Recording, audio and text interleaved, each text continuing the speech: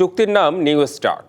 ২০১০ সালে যুক্তরাষ্ট্র আর রাশিয়ার মধ্যে পারমাণবিক অস্ত্র নিয়ন্ত্রণে এই চুক্তি হয়।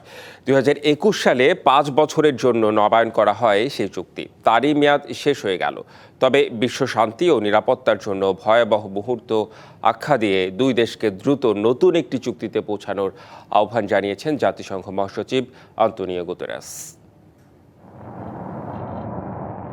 পারমাণবিক অস্ত্র নিয়ন্ত্রণে একটি চুক্তির মেয়াদ শেষ হওয়ায় আনুষ্ঠানিকভাবে কৌশলগত পারমাণবিক অস্ত্র ভান্ডারের ওপর থাকা সব বাধ্যতামূলক সীমা থেকে মুক্ত হয়ে যাচ্ছে যুক্তরাষ্ট্র ও রাশিয়া।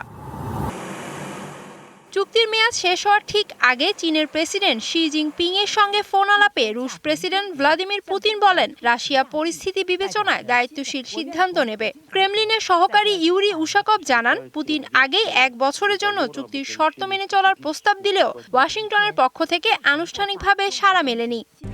RICL TMX, যুগের পর যুগ স্থাপনা থাকে মজবুত।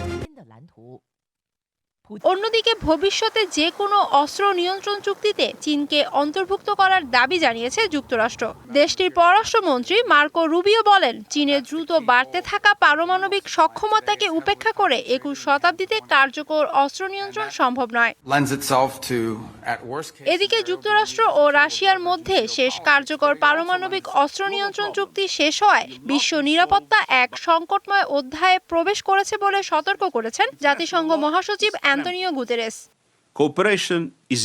ভ্যাটিকান থেকে পোপ লিও চতুর্দশ নতুন অস্ত্র প্রতিযোগিতা এড়াতে সব পক্ষকে সর্বোচ্চ চেষ্টা চালানোর আহ্বান জানিয়েছেন। পারমাণবিক নিরস্ত্রীকরণে কাজ করা আন্তর্জাতিক সংস্থাগুলো সতর্ক করে বলছে, নিউ স্টার্ট ভেঙে গেলে বিশ্ব আরও অনিরাপদ হয়ে উঠতে পারে। Humaira Ira, DBC news desk.